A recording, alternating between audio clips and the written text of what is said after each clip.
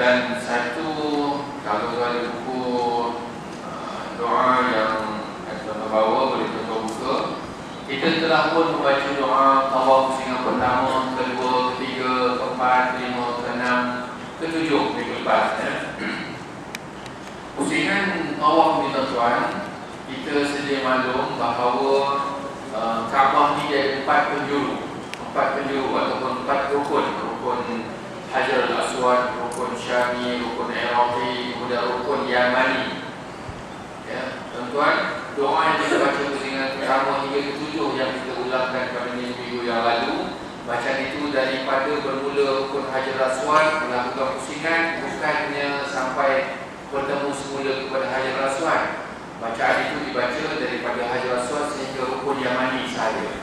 Apabila tiba pada rukun Yamani, doa yang diulangkan setiap bila pusingan ialah doa yang sama.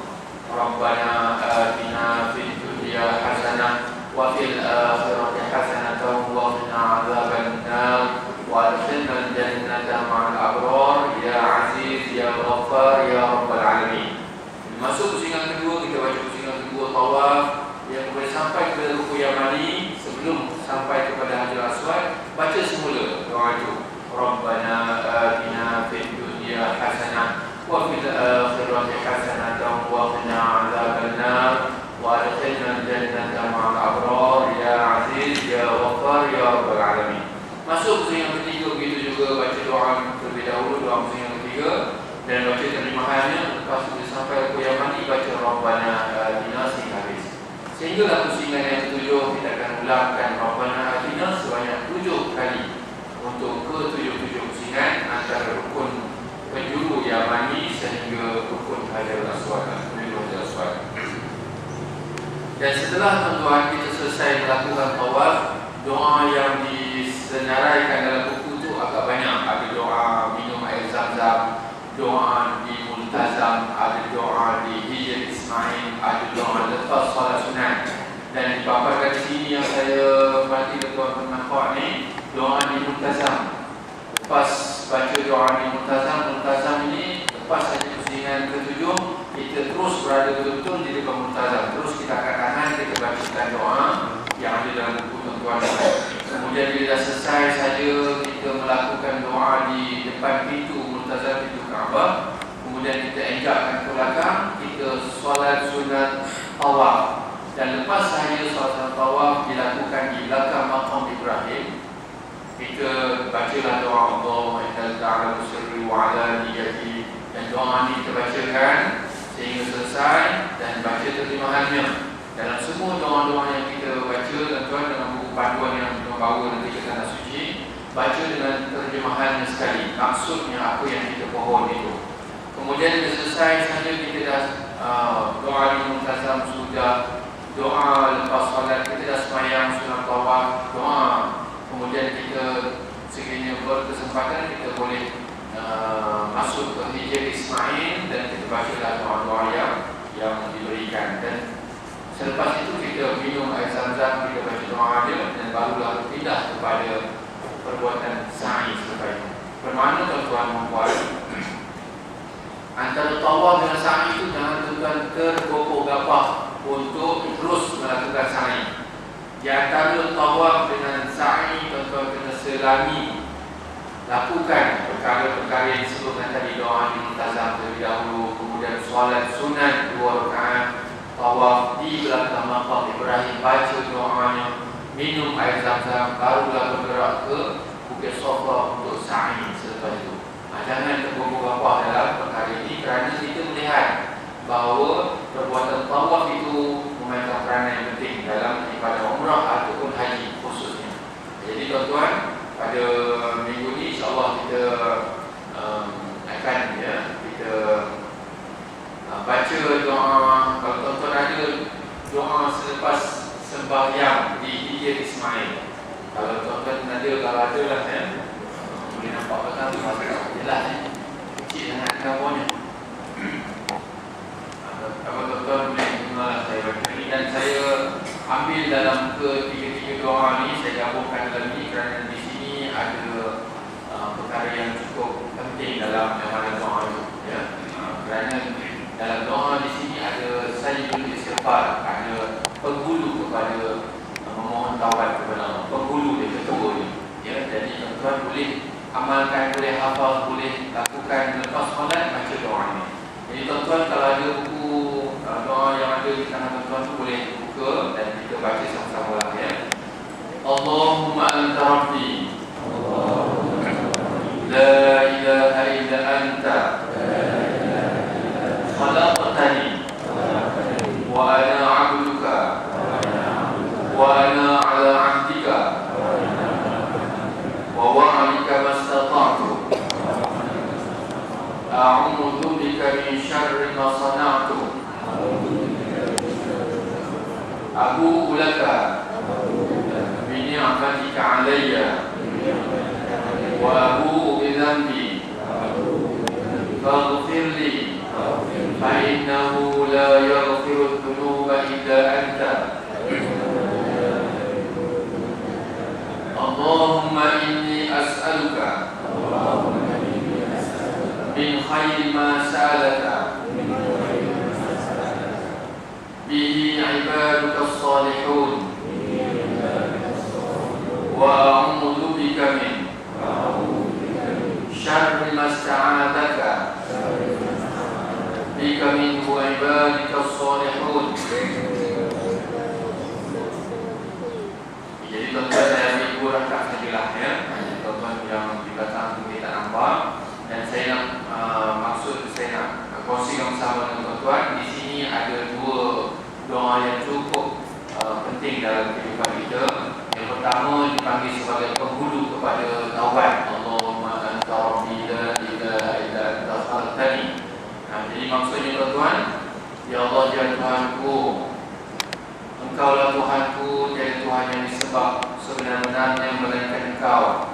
Engkaulah yang telah menciptakan aku, adalah hamba-Mu, berpegang kepada perjanjian dan taat setia kepadamu. Sedaya upayaku, aku memohon perlindungan denganmu dari dosa yang telah aku lakukan. Aku mengakui limpah kurnia Engkau ke atasku. Aku mengakui juga segala dosa yang telah aku kerjakan. Maka aku telah dosa itu, kerana tiada sesiapa yang boleh mengampunkan melainkan Engkau juga ya Allah ya Rabbal Alamin. Jadi tuan-tuan doa ni Allahumma anta rabbi dan doa sehingga selesai ni adalah amalan yang cukup penting dalam kehidupan kita. Dan satu riwayat mengatakan orang yang membaca pada awal pagi sekiranya nyawanya telah dicabut sebelum terbenam matahari, maka dia termasuk dalam ahli syurga bila dia faham maksudnya ya. Dan bila dibaca pada awal malam, dia ditarik nyawanya sebelum terbit fajar besoknya, pagi besok, dia akan termasuk dalam ahli syurga, dihindarkan daripada siksa kubur dan sebagainya. Jadi tuan-tuan boleh baca ni doa ni Allahumma anta rabbi ni, jadikan amal. Tuan-tuan boleh buka dalam buku maksurat. Tuan-tuan ambil buku tu, carikan dan cuba amalkan doa yang disebutkan tadi. Jadi tuan-tuan dan puan, insyaAllah terus sambung ya perbincangan pada minggu ni. Dan tuan-tuan dan puan yang dirahmati Allah sekalian, saya dahulukanlah perjumpaan kita pada pagi ini ya, untuk perbincangan seterusnya. Jadi pada pagi ini saya hendak mengambil satu bahagian, satu perkara yang cukup penting lah ya, sebelum kita nak teruskan pada perkara-perkara wajib. Dan saya nak ulangkan sedikit tentang dipanggil sebagai dam ihsar ya. Dam ihsar ini tuan-tuan,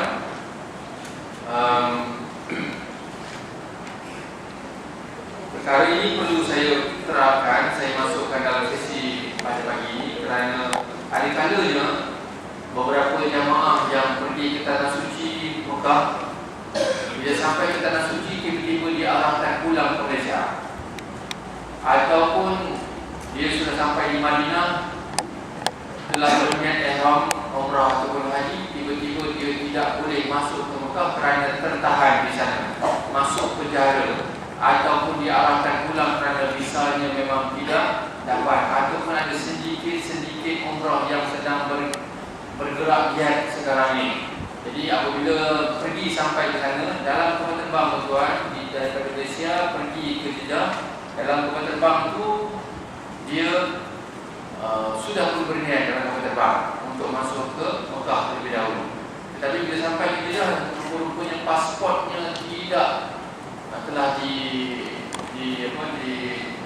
palsukan sebagai contohnya, ataupun visanya tidak dapat masuk, jadi dia tertahan di situ dan dia diarahkan pulang ke tanah air semula. Dan kes ini memang pernah berlaku ya kepada Nabi SAW.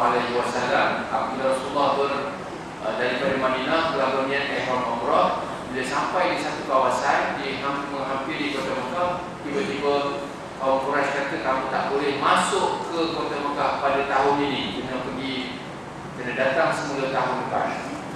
Jadi Rasul SAW dalam keadaan ihram tersebut dan begitu ramai sahabat yang mengikut ketika itu dalam ihram nak balik ke Madinah semula dalam keadaan tidak dapat melaksanakan ibadah umrah. Bagaimanakah hendak menghalalkan semula, menjadikan dia semula kepada menghapuskan ihram yang telah diniatkan tersebut. Jadi tuan-tuan, hari ini ialah cara bagaimana hendak menghapuskan ihram sekiranya tertahan. Jadi tuan-tuan, dalam bab ini kita bicarakan dam ihsar ini, dam untuk melepaskan diri daripada larangan ihram bagi seseorang yang sudah berniat ihram tetapi tidak dapat menyelesaikan rukun hajinya atau rukun-rukun umrahnya. Tak boleh buat sebab tertahan kerana pasport ke, kerana ada musuh di tengah jalan ke, ataupun ada apa saja yang tertahan, ataupun apa-apa perkara yang boleh menang. Sebab yang dikenakan dam ialah kerana tertahan.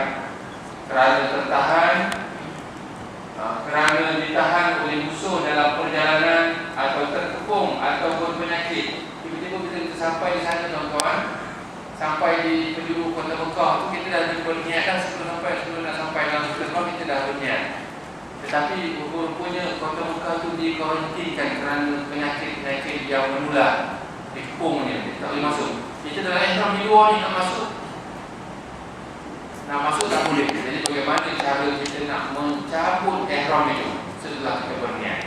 Jadi sebab itulah apa bentuk sekalipun yang menyebabkan seseorang itu tidak boleh melaksanakan ibadah umrah, tak dapat buat, maka dia nak cabut balik ihram yang telah berniat dalam kapal terbang, dalam perjalanan hendak pergi di miqat mana-mana kawasan pun, maka dia akan melakukan perkara yang dinamakan ihsar untuk mencabut ihramnya. Sama ada tertahan, ada penyakit yang perlu dikarantinkan penduduk kota Mekah, ataupun ada musuh dalam perjalanan tunggu di sana, ataupun apa sajalah yang tak dapat masuk ke Mekah sedangkan dia sudah pun berniat ihram. Jadi tuan-tuan, macam mana kita nak cabut ihram itu tu? Maka dalam keadaan ini diwajibkan untuk kita menyelesaikan ihram itu dengan menyembelih seekor kambing. Dan ini kena menyembelih seekor kambing. Lepas menyembelih seekor kambing, maka digugurkan rambut 3 helai di kepala dia. Masing-masing kena buat. Rasul SAW buat perkara ini dan sahabat-sahabat semua mengikutnya tanpa mengulas sepanjang perkara tersebut. Ya. Jadi tuan-tuan, puan-puan, jadi dalam kes perkara orang telah berniat, dia tidak boleh tidak. Nombor 1, kena selesaikan umrahnya ataupun hajinya. Setelah berniat tak boleh nak patah balik.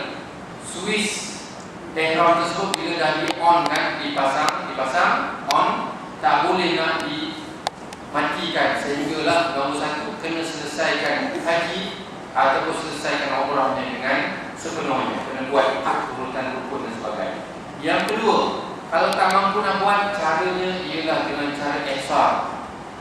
Macam mana caranya? Tiba-tiba dia pergi sana, visanya telah dipalsukan, kena patah balik ke Malaysia.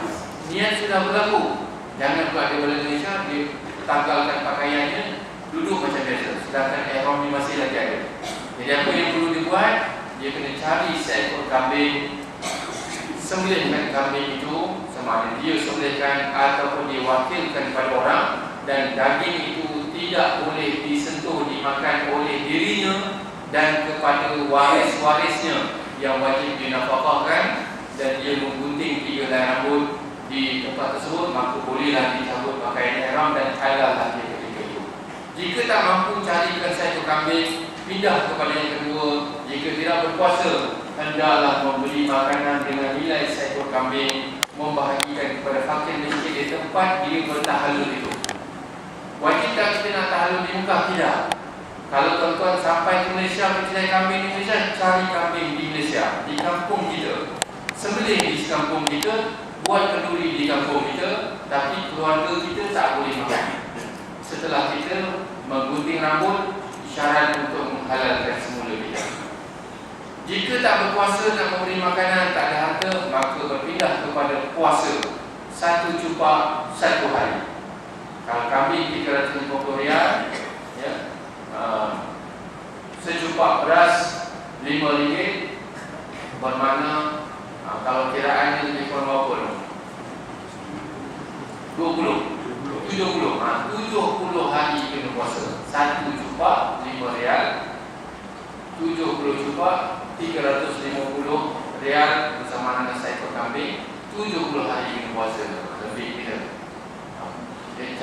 Cara ini. Dan cara nak buat tuan-tuan, dan esar boleh dipakai untuk menyelesaikan masalah wanita yang datang haid dan tidak dapat melakukan tawaf haji dan umrah kerana terpaksa pulang dengan segera ke tanah air. Begitu juga dengan penyakit yang berpenyakit berat yang terpaksa dihantar balik untuk rawatan di Malaysia.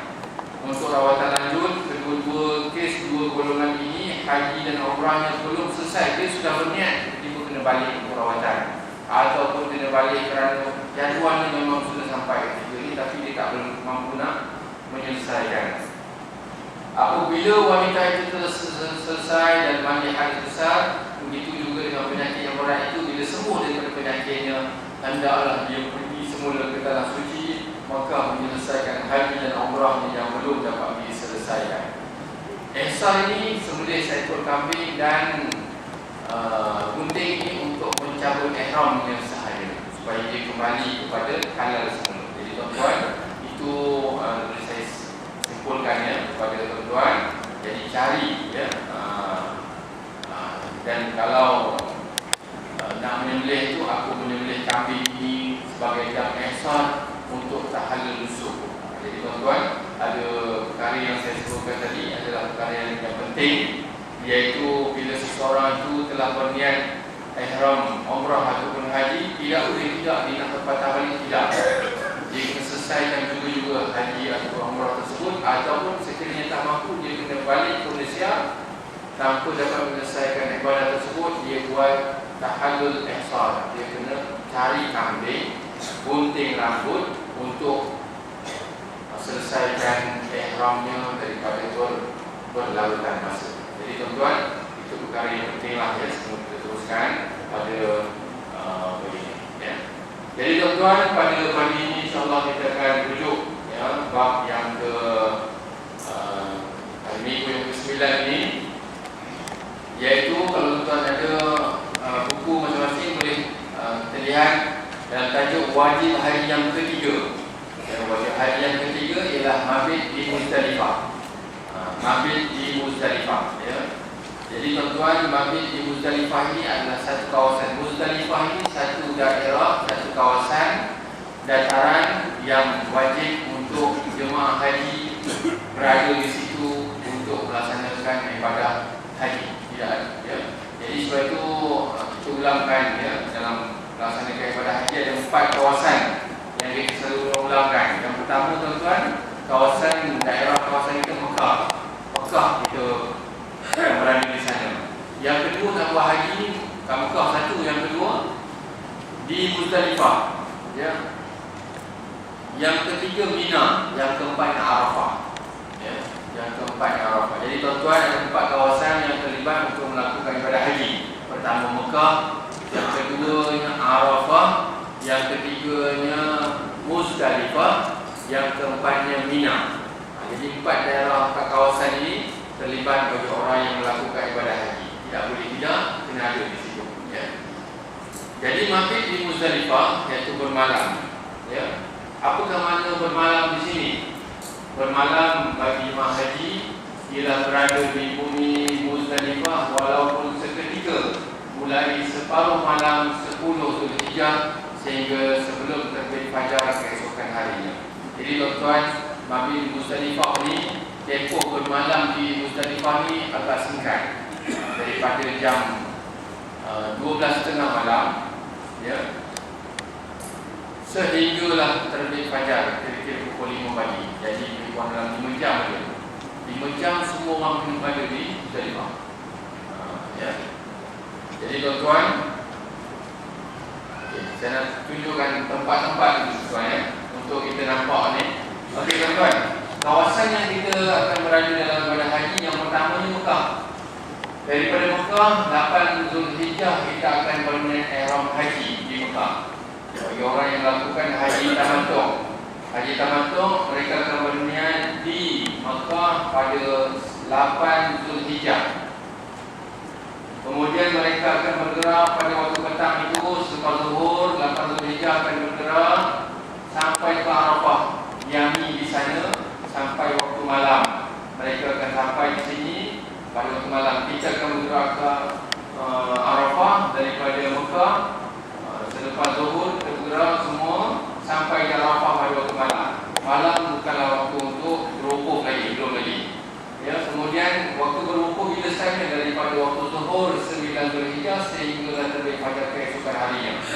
Jadi tuan-tuan kita akan berada di sini daripada zuhur sampai Isyak. Zuhur, asar kita jamakkan dia, kemudian maghrib dan isyak kita jamakkan di Arafah. Kita semayang di sini. Bila sampai waktu malam, maka kita buat wajib haji yang ketiga yang kita bicarakan pada hari ini. Barulah kita bergerak ke Muzdalifah. Kita bergerak ke Muzdalifah. Waktu bermalam di Muzdalifah pula ialah bila waktunya daripada tengah malam sehingga terbit fajar juga. Bermakna dalam tempoh 5 jam semua jemaah yang berada di Arafah semua kena bergerak semua sekali di bumi Muzdalifah.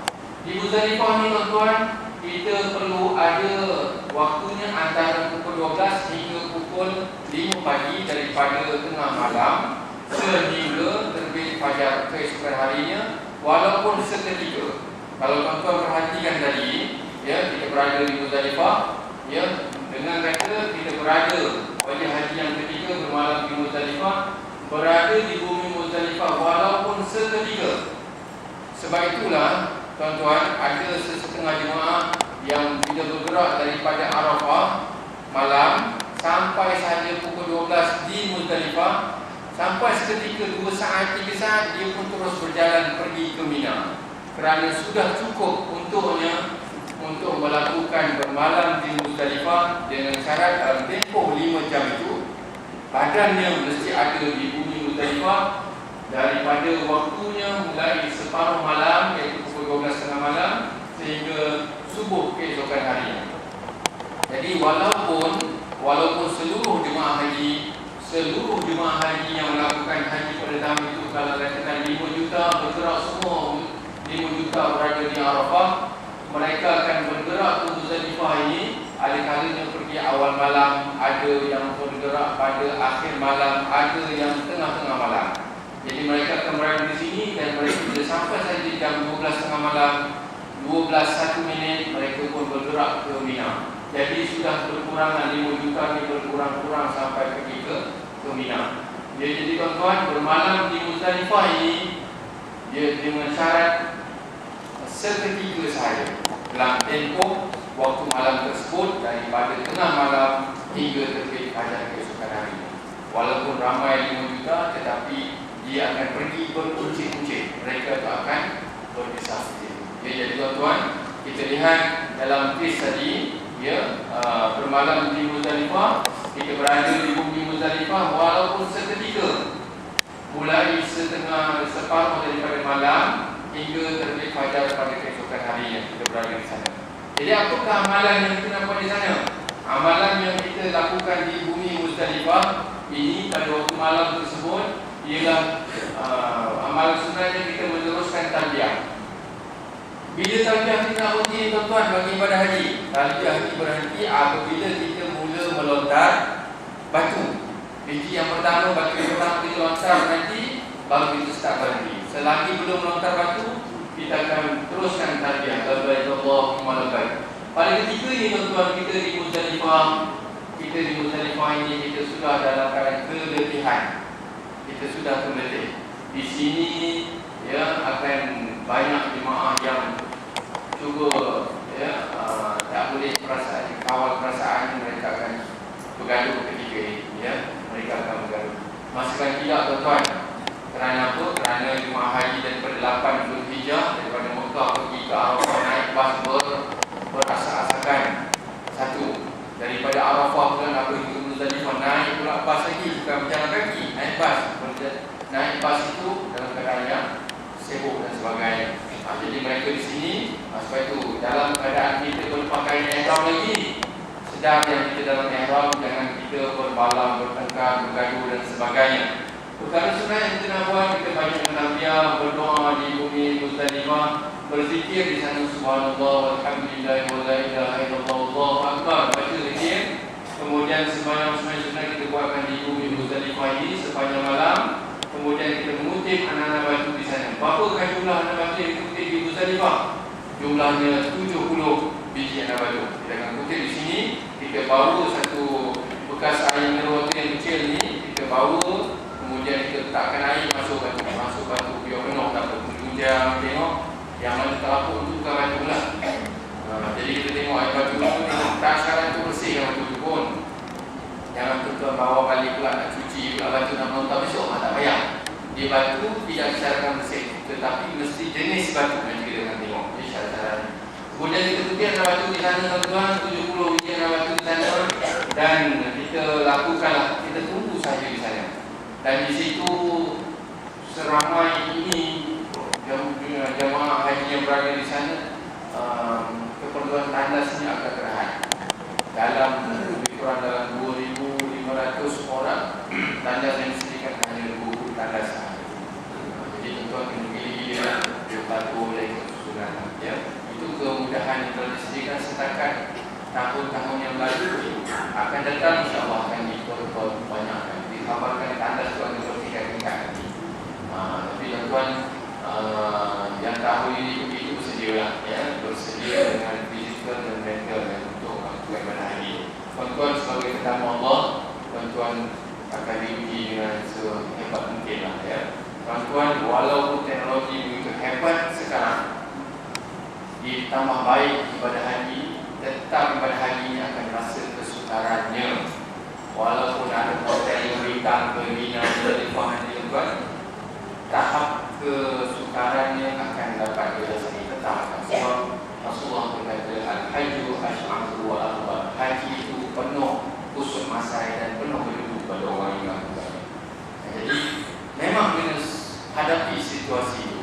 Dan situasi berada di Muzdalifah, di Mina nanti 4-5 hari ibadah haji, tuan-tuan berada pada kemuncak kemarahan. Kalau berada di Malaysia ini, tahap kemarahan yang paling tinggi akan diuji ketika mana di sana. Marah kita tu sampai tahap itu untuk memuji kita punya tahap yang itu sabar ke, banyak istighfar ke, atau banyak memaki hamunnya. Tengok cek kita punya keadaan dari itu, ya. Jadi tuan-tuan, untuk pelaksanaan ibadah bermalam di Muzdalifah ini, pengajuan bagi orang yang tidak payah, tidak perlu untuk berada di bumi Muzdalifah ada beberapa kes. Jadi bagi orang yang sakit, takut terancam keselamatan diri, hartanya, menjaga, menemani orang sakit, mencari pekerja, keluarga yang hilang, berpenyakit atau sukar bermalam pada tempat tersebut, ataupun yang kelima terpaksa seperti tinggalkan kenderaan orang nak pergi Muzdalifah, dia tertinggal di Arafah ni. Jadi dia sedar-sedar tu bila dan 2-3 hari dia kata baru sedar dia balik. Jadi mereka ni yang boleh dikategorikan sebagai dikecualikan kerana uzur. Kalau kita sedar apa semua, kena ikut, wajib hukumnya kita bermalam di Muzdalifah. Ada jemaah yang tak mau pergi, ada. Sampai memang kata, saya ni darurat ustaz, saya kata ini wajib haji, tuan-tuan kena pergi, wajib hukum dia. Kalau tak pergi kerana dah mampu nak pergi, kenderaan sudah ada, kawan pun ada, tempat pun boleh pergi, bukan jauh, saya nak balik ke Mekah, saya nak rehat di hotel, ada itu. Dan memang matanya dia kata, saya mungkin tak boleh terus bayar waktu mata, saya kata pergi juga. Sampai sana nanti kita akan buat keadaan kena boleh, ya. Jadi tuan-tuan, wajib haji yang ke-6, yang ketiga ini ialah bermalam di Muzdalifah. Yang amalan ini tidak ada tempat penginapan di sini, sebab berada di situ kira-kira 5 jam syaratnya. Hotelnya ialah atapnya langit, dindingnya bukit bukau. Itu je lah. Kemah pun tak ada. Duduk di situ, tikar saja. Tikar duduk, balik, selip mata, zikir, sambung tidur balik. Itulah Rasulullah tidur di sini, rehat. Kita pergi, ya, duduk di sana. Rasakan macam mana, tak pernah tidur di begitu, rasalah, ya. Memang wajib haji semua orang kena pergi, ya, semua. Jika meninggalkan mabit tanpa uzur syar'i, maka berdosa dan diwajibkan dam. Kena dam. Itu kita bicarakan pada minggu yang sudah, ya, maka dia kena dam dan berdosa kalau sekiranya sengaja ditinggalkan. Jadi tuan-tuan, pergerakan yang berlaku tadi disebutkan wajib haji yang ketiga, iaitu daripada Mekah pergi bertolak ke Arafah pada malam lepas kita rukun Arafah tu penat tu. Naik bas pula berpusu-pusu ketukan engkau semua. Ada yang sama semua, ya tuan-tuan. Kita tahan sampai kita naik bas sampai Muzdalifah. Muzdalifah tengok pula tak ada pula penginapan. Bersedia betul-betul.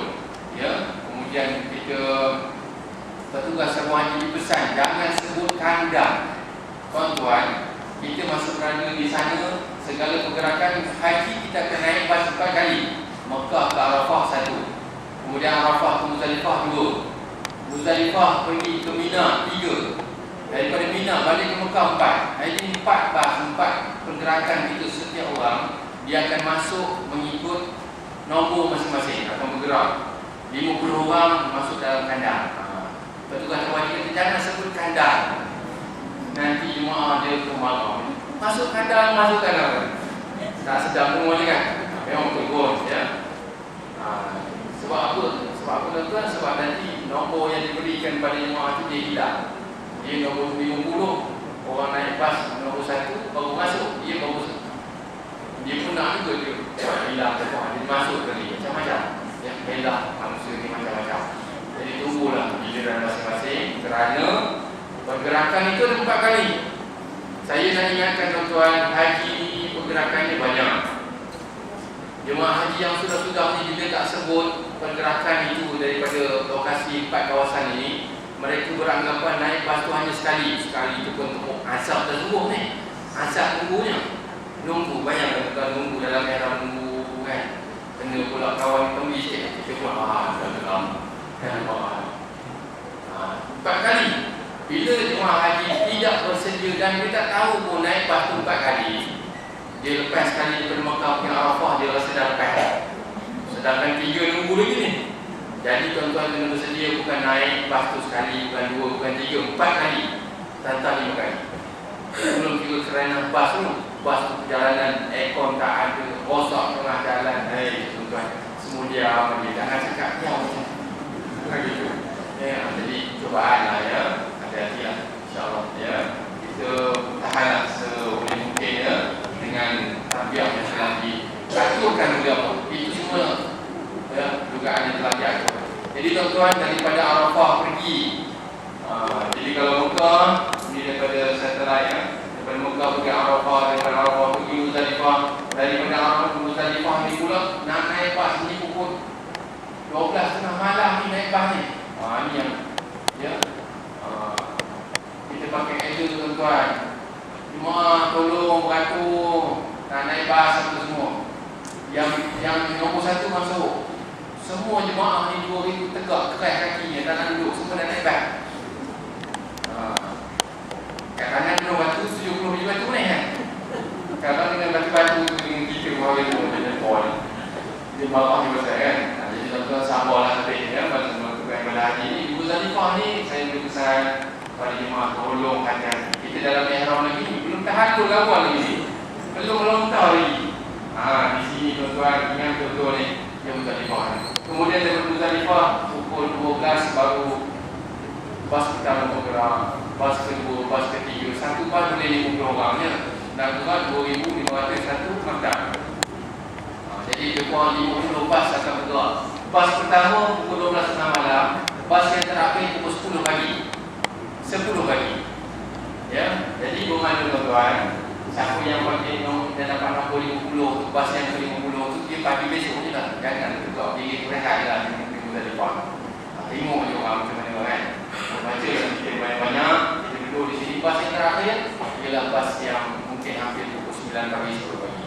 Dia masih berada di sana. Jadi panas pukul 10 pagi, 8 dan 9. Kalau di Mekah ni, di Tanah Haram, pukul 8 pagi, panas ni macam pukul 12 tengah hari di Malaysia. Memang itu situasinya. Jadi pagi itu pun memang kabut lah. Ya, jemaah yang berehat dan cukup pukul semua sebelum tu bawa kuda apa. Memang sukar. Saya boleh katakan tuan-tuan, haji memang susah. Tuan-tuan bersedia. Sebagai tetamu Allah, memang kita kena bersedia. Tuan-tuan jangan ingat tak melancong, bukan. Bahkan umrah ke, haji ke, apatah haji. Ya, tuan-tuan bersedia.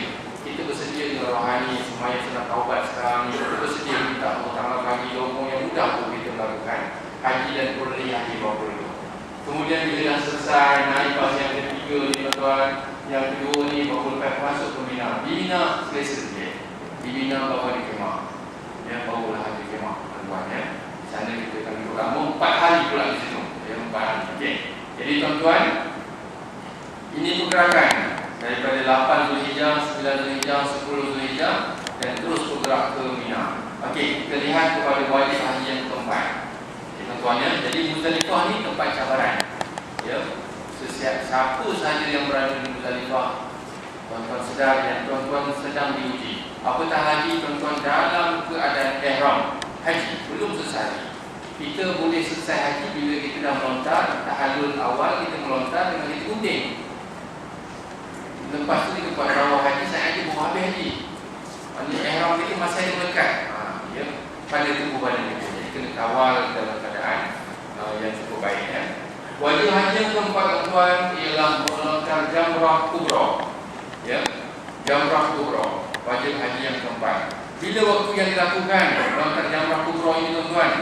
Melontar jamrah kubra ini kita lakukan apabila sampai kita bergerak daripada Muzdalifah. Daripada Muzdalifah naik bas pergi ke Mina. Jamrah ini tuan-tuan, tempat melontar jamrah ini, tempat melontar batu perigi yang ada jamrah pergi 1, pergi 2, pergi 3, jamrah 1, jamrah sughra, jamrah wusta dan jamrah kubra hanya berada di bumi Mina. Bila kita nak lontar, bermula melontar jamrah kubra pada hari raya Aidil Adha, iaitu 10 Zulhijjah. Melontar di Mina. Hari ini kita bergerak kan. Kita daripada Muzdalifah, kita naik bas malam itu, katakan kita sampai pukul 4 pagi sampai ke Mina. Sampai ke Mina, kita dalam ihram lagi tu. Ya. Kita akan tunggu di Mina sampai pergi rombongan sama-sama pergi melontar jamrah kubra. Daripada bas pagi ya, tempat penginapan kita ataupun kemah kita berada di Mina, jarak tuan-tuan daripada kemah kita nak pergi melontar ialah 3.6 km. 3.6 km. Itu jarak yang Asia Tenggara punya telah diputuskan. Ya. Sebab tempat-tempat ini kita tak boleh datang mendekat macam mana, tak boleh sebab telah diputuskan oleh kerajaan Saudi sendiri. Ya. Tak ada orang PFD macam mana pun duduk situ jugalah. Tak ada apa-apa. Ya. Jarak sehala 3.6 km, balik 3.6, mana 7 km pergi dan balik. Nak pergi daripada kemah, pergi melontar, pergi dan balik 7 km. Ya.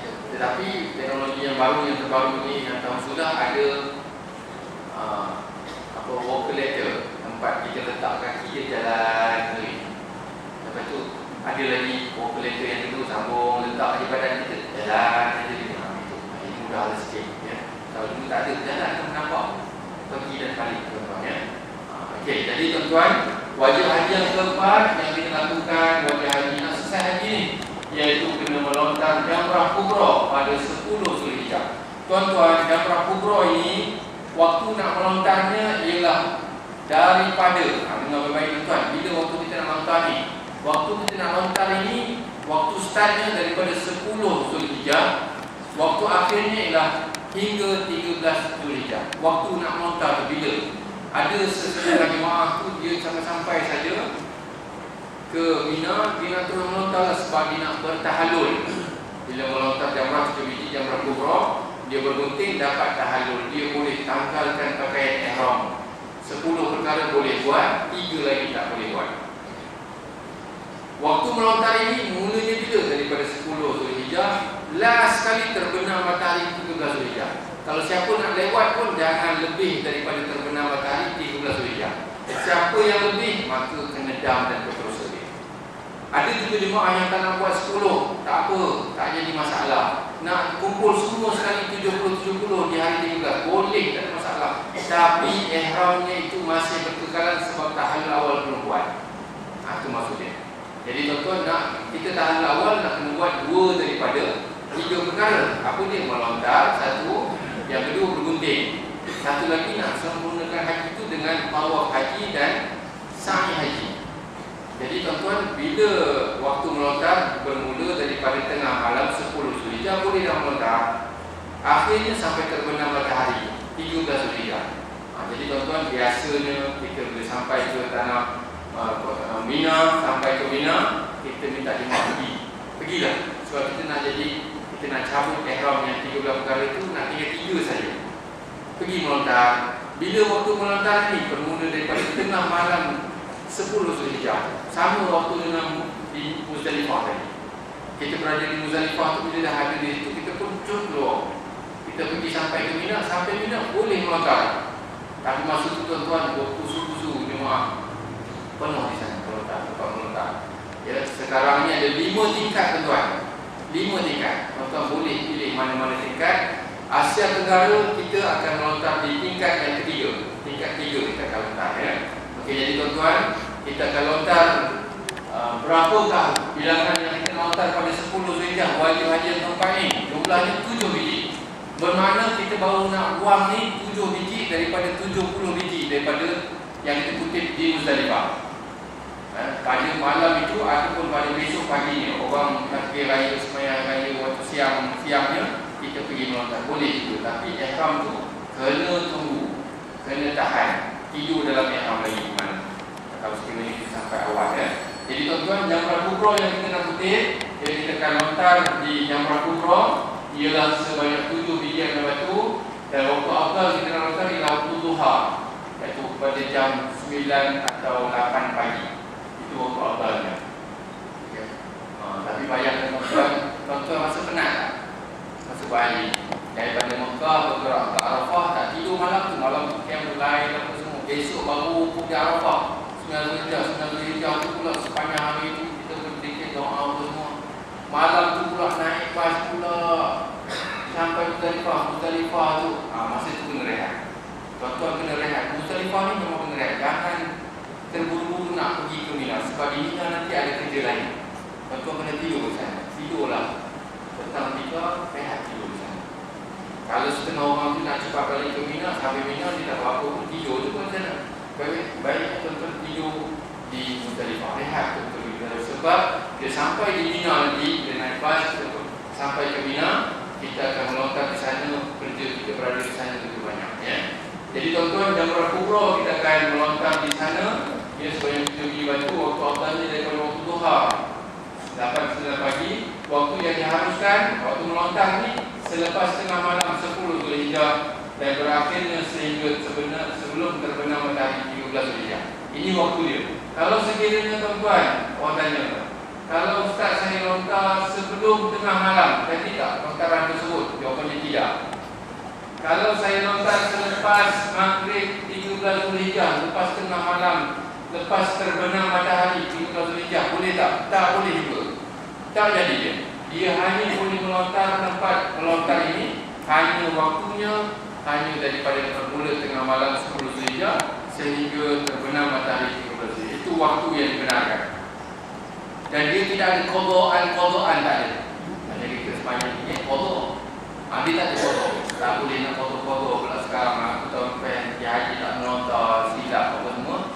Tak boleh. Qadanya tu tak payah kambing. Itu dia dah. Dah kira dia dah berapa ekor. Ya. Okey, kemudian tuan-tuan, sebab tu saya pesan, saya ingatkan kepada tuan-tuan, melontar ni hanya ni waktu dia terhad. Jadi tuan-tuan kena bermalam di Mina. Ya, kita bermalam. Jangan lagi kita ulang kali dan sebagainya, susah nanti. Ya. Okey, kemudian kita lihat yang kedua penting, iaitu tentang syarat melontar. Batu-batu yang kita nak lontar tu mesti ada syaratnya. Kena lontar ni cara bagaimana dan sebagainya, dan syarat sah ni pula. Syarat sah untuk melontar jamrah kubra yang 10 biji pada 10 Zulhijjah 7 biji pada 10. Yang pertamanya, syarat yang pertama masuk waktu melontar. Bilakah waktu melontar tadi? Waktu melontar tadi kita tengok sebelum tadi.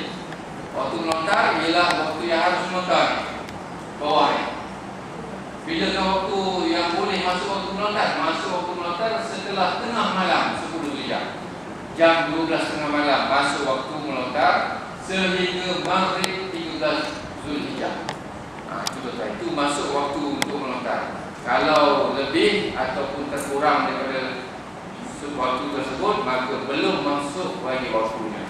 Syarat yang pertama, syarat sahnya mesti waktu itu masuk waktu dia daripada tengah malam 10 Zulhijjah sehingga terbenam matahari 13 Zulhijjah.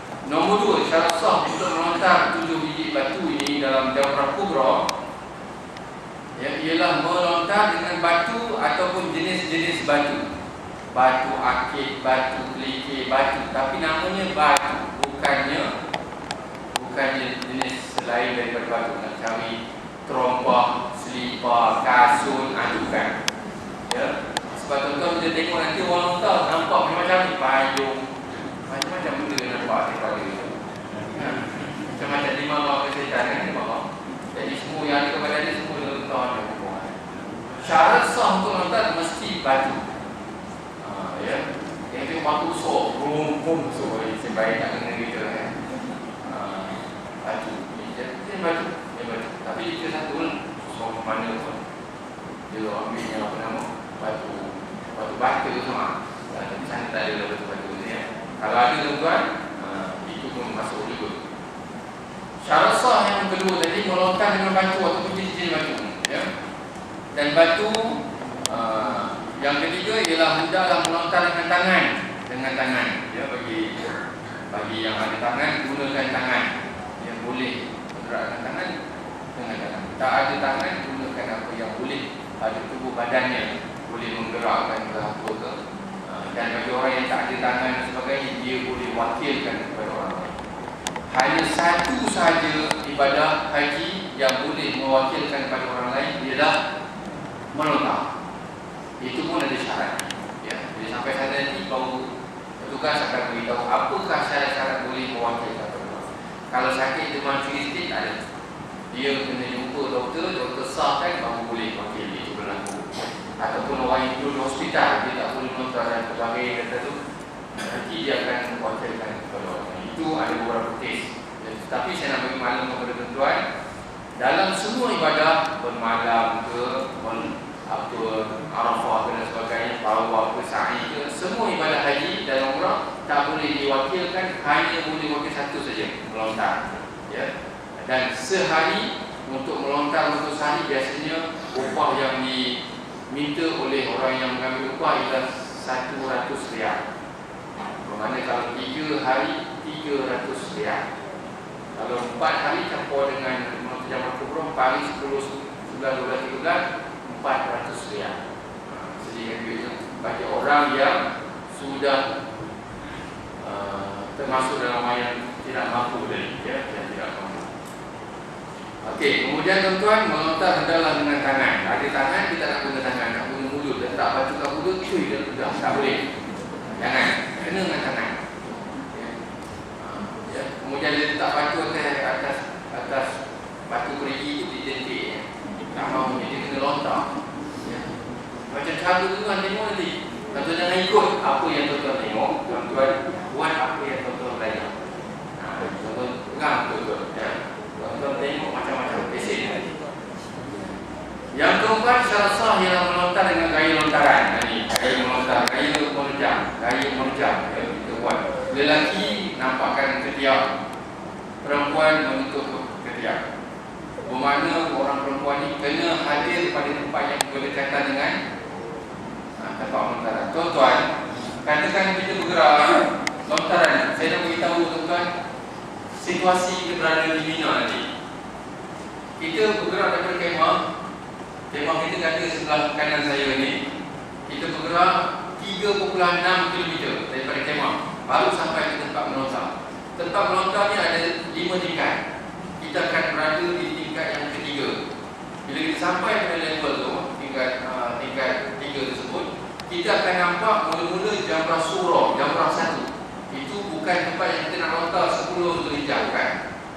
Kita pergi ke situ, kalau kita lontar depan, kosong. Walaupun batu yang kita lontar tak jadi. Ya. Dan syarat kalau lontar jamrah kubra ni, hanya jamrah kubra saja, dia ada level nanti. Kita akan jumpa nombor 1, nampak apa? Jamrah surah. Kalau tuan-tuan handphone, balik ke kemah 3.6 km, beritahu kawan, aku tadi melontar senang, ada siapa tu? Saya kata, pergi balik semula yang kita pergi tadi dah salah tempat. Sebab melontar jamrah kubra, jumpa jamrah surah dulu, nombor 1. Jamrah wusta, jamrah yang kedua. Jamrah kubra nun hujung sana, nombor 3. Dari 3 tempat melontar. Kalau pergi itu tempat kosong, maknanya silap. Tetap balik. Lontaran itu silap tempatnya. Jadi tak jadi, tak memperolehi wajib haji yang ke-3.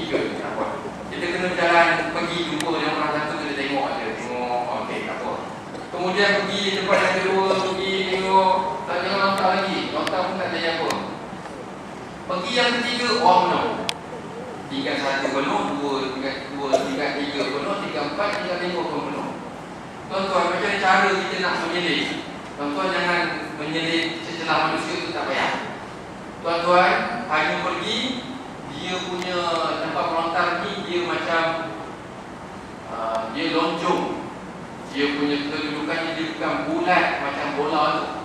Dia punya bentuknya macam kuali tu. Macam kuali. Di sebelah sini, oleh kerana semua jemaah datang daripada kanan, akan penuh di bahagian depan ni, kuali belah sini, telinga sebelah sini. Tuan-tuan jangan lontar di sini. Tuan-tuan lontar di sini, kalau kata tuan-tuan sampai situ, nak sampai pada kita ke dinding melontar itu, jaraknya sini ke sana. Tuan-tuan lontar daripada sini, batu tu kita tak tahu masuk ke tak masuk. Jangan tuan-tuan dengan segeranya pergi melontar pada tempat yang akan ambil. Takut nanti kurang 1 batu. Kalau kita dah melepas yang kita kurang 1 jubah, 2 biji batu kurang 2 jubah, 3 biji batu dan ke atas seekor kambing, atau 10 hari puasa, atau 10 jubah kambing tak ada kemampuan dan tertib takbir. Jadi macam mana cara tuan-tuan? Kalau kata macam kuali tu, ada telinga sebelah sini penuh ni, telinga sebelah sana kosong, tak ada orang. Memang rutin orang begitu. Jadi tuan-tuan hanya perlu kita pusing sebelah sana, kita lontar, kita pergi pusing, tengok orang ni. Bila sampai kita sebelah ujung telinga sebelah sana, kita menghadap sebelah tempat yang kita datang daripada kemah tadi. Kita lontar sebelah. Memang kosong tuan-tuan. Itulah rutin. Saya pun pesan kepada jemaah yang pergi ke Mekah ke, duduk di Mina ke apa semua, kalau nak lontar jangan cepat-cepat, jangan berapa-apa. Pergi ke telinga sebelah sana saja, kuali sebelah sana. Pusing je tak apa. Lontar 7 biji batu. Jadi syaratnya nak lontar, gaya lontaran.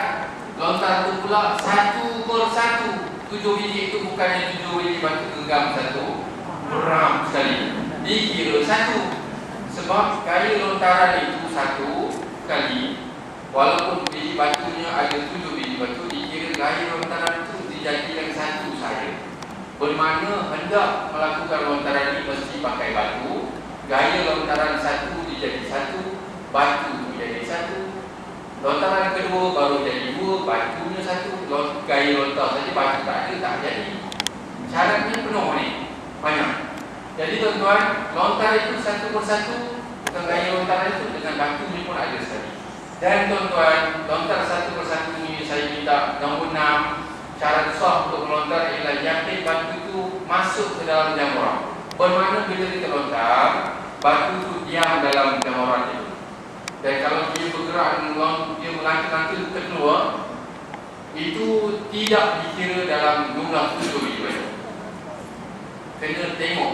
Jadi sebab itu saya pesan kepada jemaah mana-mana pun, bila melontar jamrah, mana-mana jamrah, kita nak lontar 70 biji batu ni.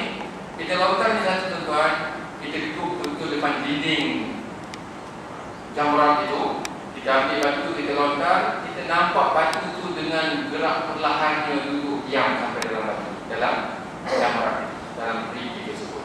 Jadi tuan-tuan kena tengok, tak kira tuan-tuan nak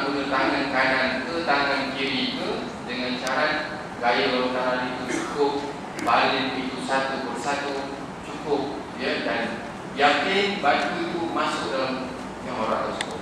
Bayangkan tuan-tuan kalau kita datang daripada hala, ya, sampai itu berpusu, penuh, berduyun orang berada di depan, telinga yang sebelah sini. Kalau sekiranya kita berada di sebelah sini, kita badan saya di sini, dinding itu di sana, di tingkap sana. Kita lontar, sekali kita lontar, batu yang kita tengok di atas itu berpuluh-puluh, beratus-ratus batu. Yang pun jauh penonton tu penuh. Kalau tuan-tuan tengok video ni apa ke, memang tak tahu lah macam mana, masuk ke tak masuk ke, kena bantu orang yang ada depan ke, kena orang depan susah pula. Ya. Itu memang. Jadi kalau tuan pergi waktu awal, waktu 9 pagi, 8 pagi tadi tu, tuan nak duduk depan jamrah itu kena rendahkan kepala. Memang batu tujuh belakang kita ni.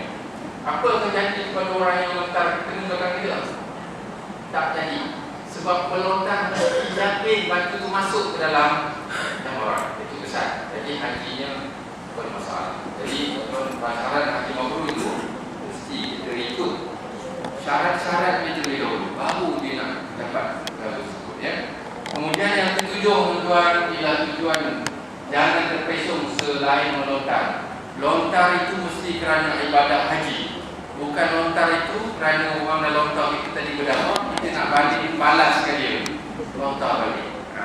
Itu tidak dengan tujuan tersebut. Salah dan tidak dikira. Walaupun lontar itu kena kepala dia melantun masuk ke dalam jamrah, kosong. Macam tawaf tadi. Dulu kita boleh tawaf, kalau tawaf tu jumpa rakan ke hampa ke, jangan. Bukan tujuan untuk perkara lain selain tawaf dan ibadah yang lain. Yang ketujuh, tujuan tidak terpesong selain melontar. Dan yang ke-8, cukup 7 biji batu dengan yakin. 7 biji batu dengan yakin itu, ini tuan-tuan, pergerakan yang cukup jauh, penempatan yang berada di sini. Ini gambar baru ni, 2 tahun sudah. Pergerakan tuan-tuan kita melalui terowong, 2 terowong yang besar, 2 terowong yang besar, ya. Saya boleh katakan kalau pelan ni tuan-tuan di sini. Ini tempat melontar. Ini tempat melontar. Jamrah pula, jamrah surah, jamrah 1 di sini, jamrah nombor 2 di tengah, jamrah 3 di ujung. Tempat kita duduk di mana tuan-tuan? Tempat kita duduk di sana. Di belakang gunung. Kita tempuh 1 gunung, masuk 2 gunung kita lalu di terowong. Jadi tuan-tuan, kita akan bergerak 3.6 km satu hala, masuk one way di sini. Kita akan bergerak jumpa jamrah 1, jangan lontar lagi. Jamrah 2, jangan lontar lagi. Jamrah 3 baru kita lontar. Kemudian dia one way, kita akan pusing balik semula dengan hala yang 1 lagi. Balik. Itu cerita dia. Jadi jaraknya 7.2 km. So sekarang ni sudah selesai kan? Jauh lebih ni. Jogi pun dah start lah. Dia buat kat meja tu. Okey, jadi ini pergerakan, ya. Okey, jadi tuan-tuan, lepas kita menonton, kita dah tengok dah. Okey, terusnya pergerakan tadi kemah sama tadi lah, ya. Dia one way, ya. Satu hala pergi, satu hala balik, satu hala, satu terowong yang lain, ya. Okey, ini jamrah lama. Gambar yang dipaparkan ini 2 tingkat dulu di zaman tahun 90-an. Ini tingkat, ya. Tuan-tuan tengok gambar ni, ya. Jamrah ni dia gunakan dulu macam bola, sekarang ni macam kuali. Dulu macam bola, bulat tempat melontar. Ini yang saya kata, orang yang sebelah sini lontar, dia nak tuju ada satu tiang bulat di tengah tu. Dia lontar dan kena batu. Tuan-tuan jangan lontar pada tiang, jangan lontar pada tiang. Syaratnya ialah mesti batu itu diam dalam perigi, dalam jamrah ni, dalam tempat. Jangan lontar. Kalau lontar tu masuk dalam tak boleh. Saya kata kalau lontar kena pada dinding tu dia melantun keluar, jangan kira. Jangan ya. Jadi yang dulu ni tak ada dinding, macam sekarang ni tak ada dinding. Dulu yang sebelah sini lontar belah sana, kena belah tiang ujung ni melantun, kena pergi belah sana. Orang belah sana lontar pula nak balik atas sini. Jadi perang pula. Sana lontar sini, sini lontar sana. Perang. Dulu. Kemudian begitu juga dengan gambar yang kedua dan gambar yang ketiga, ya. Sekarang ni, ini gambar yang sekarang.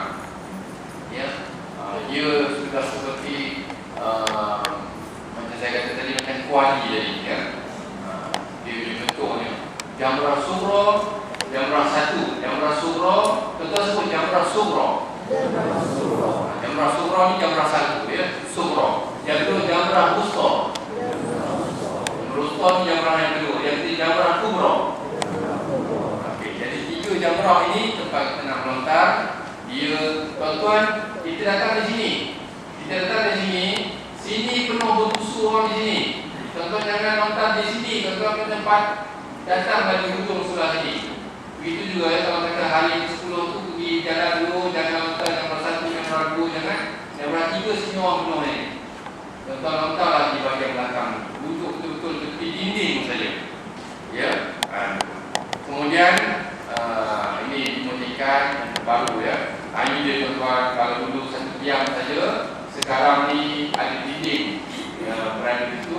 Ini kalau gambar di sini, dia tempat orang yang ada yang tidak yang sebelah sini penuh begini. Kalau sebelah sana kosong macam tu, tak ada ya, tak ramai sebegini orang ya. Okey, jadi tuan-tuan, ini keadaan suasana di tingkat 3 tempat kita melontar. Ya, kawasannya kita lontarlah di mana-mana ya, tempat lontaran dalam bulatan itu, dalam kas ya, yang disediakan itu sebagai wajib haji yang berhutang.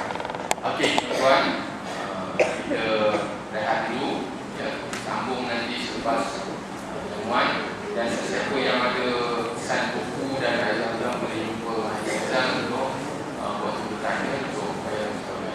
Jadi tuan-tuan, kita akan masuk nanti selepas rehat haji, wajib haji yang kelima, wajib haji yang keenam ya, dan kita akan belajar, kita akan sebutkan tentang nafar awal dan nafar thani ya.